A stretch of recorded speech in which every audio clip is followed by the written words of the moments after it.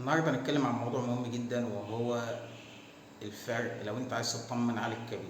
لو انت مريض كبد وعندك مشكلة في الكبد ووصلت مرحلة متأخرة، عايز تعرف الكبد اخباره ايه، ما تقدرش تحكم على الكبد بانزيمات الكبد.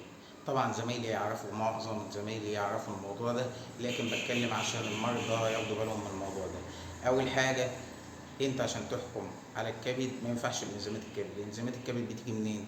بيحصل تليف في الخليه، او الخليه نفسها بتاع الكبد بتتلف وتطلع الانزيمات. طيب لو حصل، فاحنا كده انزيمات الكبد دي بتدينا دلاله على كميه الخلايا بتاع الكبد اللي بيحصل لها تلف. طيب لو هي اصلا معظم الخلايا حصل لها تلف، فخلاص مفيش افراز مش هتطلع انزيمات تاني، فتيجي تعمل التحليل هتلاقيه مظبوط، وهو فعليا الكبد بايظ اصلا، الدنيا بايظه فيه.